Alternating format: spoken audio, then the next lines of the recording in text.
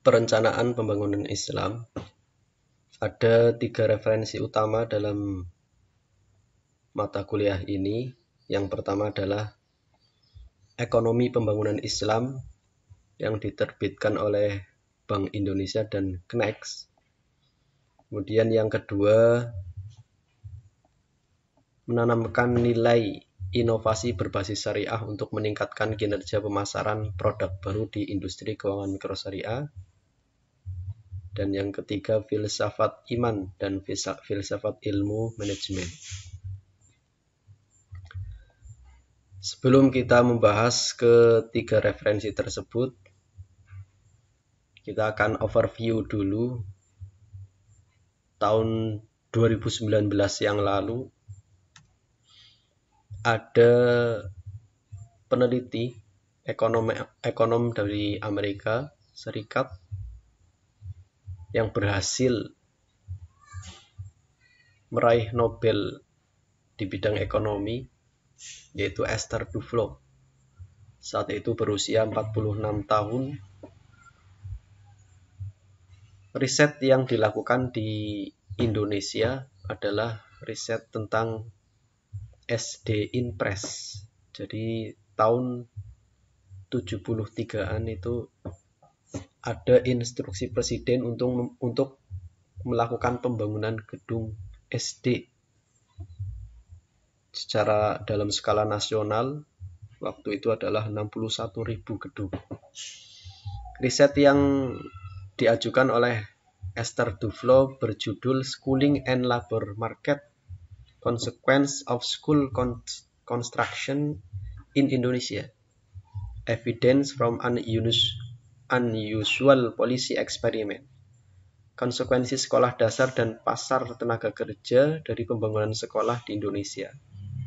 Jadi Esther Duflo itu melakukan penelitian eksperimen kebijakan yang tidak biasa. Di antara hasilnya adalah SD Inpres waktu itu menyebabkan peningkatan pendidikan dan pendapatan. Secara lengkap kami buka di kolom beritanya. Tahun 2019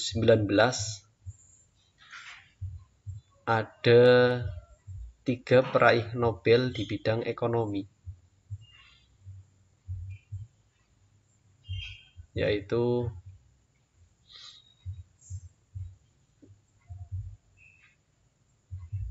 Abhijit Banerjee, Esther Duflo, dan Michael Kremer. Di antara ketiga peraih Nobel ekonom tersebut, kita akan membahas Esther Duflo karena beliau itu meneliti tentang SD Inpres di Indonesia. Esther Duflo adalah perempuan pertama yang meraih Nobel dalam 50 tahun terakhir, meneliti tentang SD Inpres di Indonesia, yang merupakan program peningkatan kualitas pendidikan dasar di rezim Orde Baru. Inpres tersebut tepatnya adalah Inpres Instruksi Presiden nomor 10 tahun 1973 tentang program pembangunan gedung SD dalam skala nasional. Pada awalnya SD Inpres ini dibangun di wilayah-wilayah tertinggal, tetapi pada kenyataannya di pedesaan, di perkotaan juga terdampak program SD Inpres ini. Kemudian waktu itu Indonesia berhasil membangun 61.000 gedung dari tahun 1973 sampai 1978. Efek dari program ini, anak-anak usia 2 hingga 6 tahun di tahun 1974 menerima 0,12 hingga 0,19 tahun lebih berpendidikan untuk setiap sekolah yang dibangun per 1.000 anak. Bahkan pengembalian ekonomi sekitar 6,8% hingga 10,6%. Artinya dampak dari kebijakan ini menyebabkan peningkatan pendidikan dan pendapatan, bahkan meningkatkan pengembalian ekonomi yang cukup tinggi waktu itu. Dari hasil riset ini, Esther Duflo mendapatkan Nobel dalam bidang ekonomi tahun 2019 dan artikelnya diterbitkan publish pada tahun 2020 bulan Agustus. Kemudian bagaimana dengan pembangunan Islam?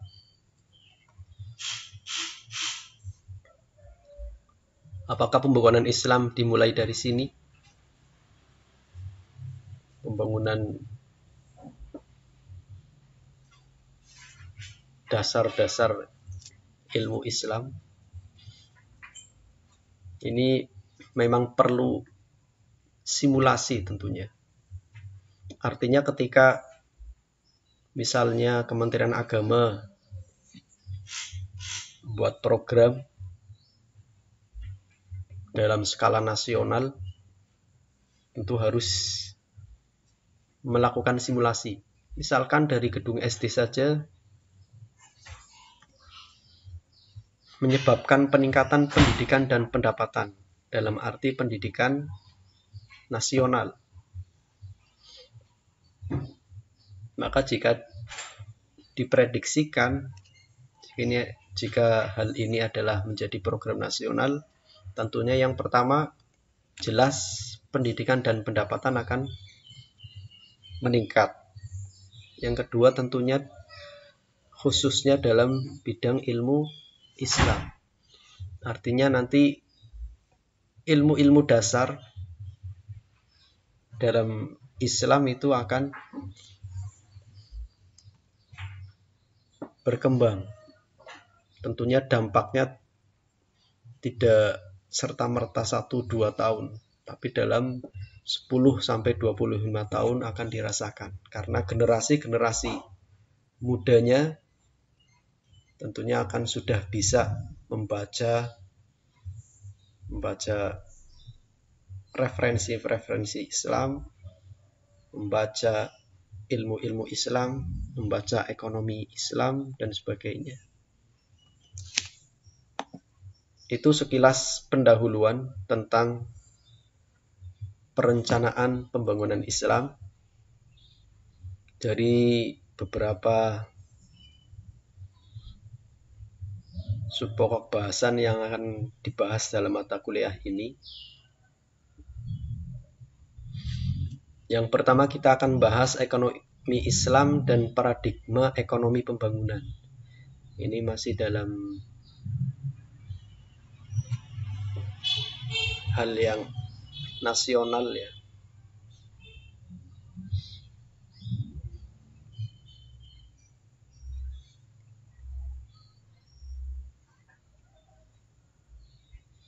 Tujuan dari bab pertama ini adalah menjelaskan perkembangan paradigma ekonomi pembangunan. Yang kedua, overworld view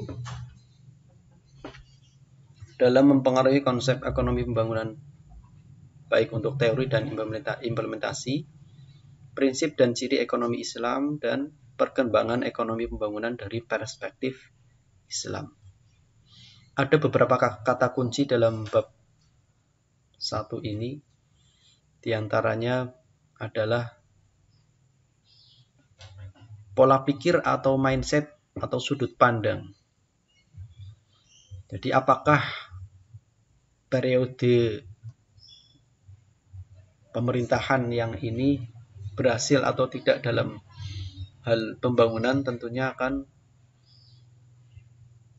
tergantung dari sudut pandang pelaksana atau sudut pandang dari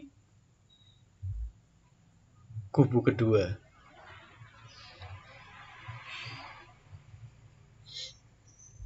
Ini ada dalam pada halaman 3 ya. Sudut pandang keberhasilan pembangunan. Di sini tentunya keberhasilan suatu pembangunan tergantung dari sudut pandang siapa yang menilai dan apa tujuan dari penilaian tersebut. Kemudian di skala internasional ada beberapa perubahan-perubahan dalam ukuran pembangunan. Dari pendapatan per kapita. Kemudian muncul Living Index, Development Index, Physical Quality of Life Index. Bahkan yang terbaru adalah Indeks Pembangunan Manusia, Human Development Index. Sampai saat ini IPM ini adalah satu dari beberapa ukuran pembangunan yang paling banyak diterapkan secara luas.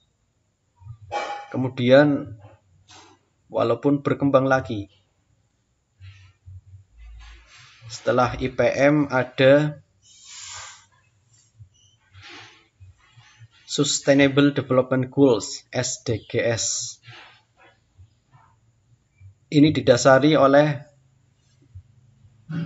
riset Easterlin Paradox tahun 74 bahwa income per kapita sebuah negara tidak berbanding lurus dengan peningkatan rata-rata angka kebahagiaan atau happiness.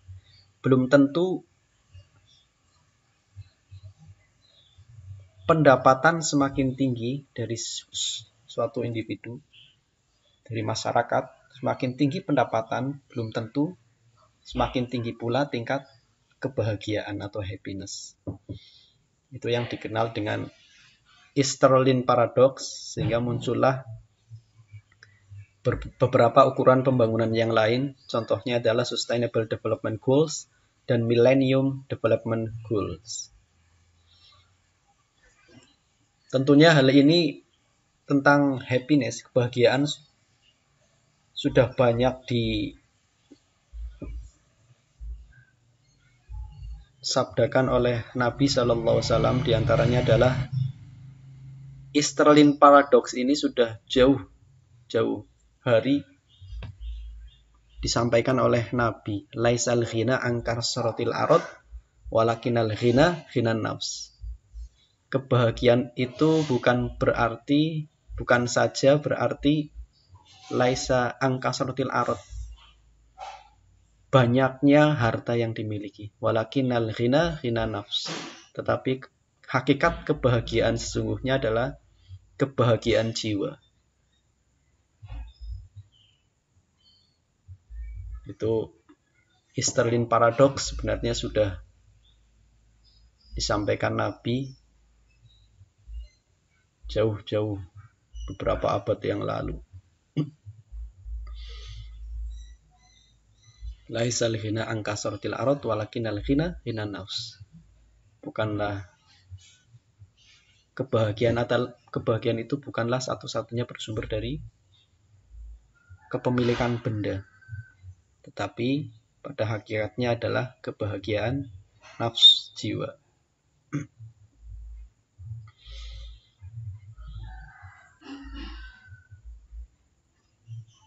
Selanjutnya, Todaro dan Smith tahun 2015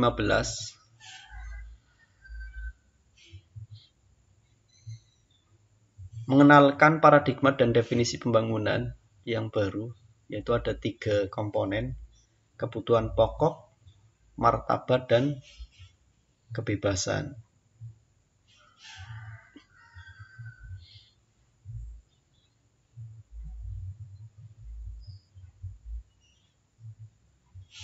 Dan ini selalu berkembang.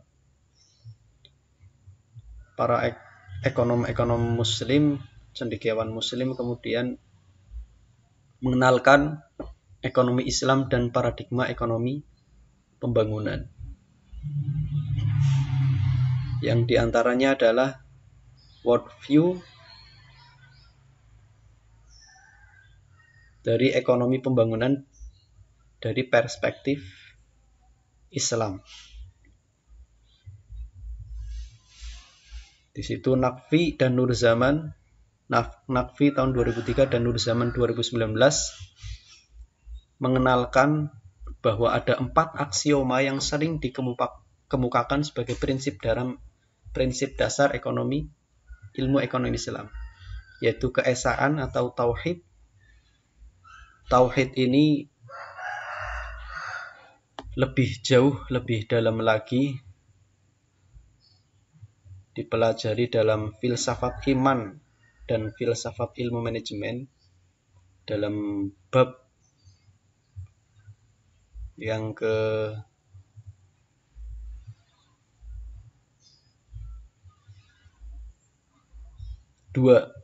ideologi ketuhanan yang Maha Esa. Ini tentang keesaan Tuhan, tauhid. Kemudian ada equilibrium, al-adl wal ahsan, free will, ikhtiar, dan responsibility. 4 aksioma ini sejalan dengan nilai-nilai dasar ekonomi syariah yang dikemukakan oleh Bank Indonesia dari hasil diskusi bersama MUI. Itulah sebagai pembuka tentang perencanaan pembangunan Islam. Nanti kita akan bahas lebih lanjut pada konten-konten berikutnya.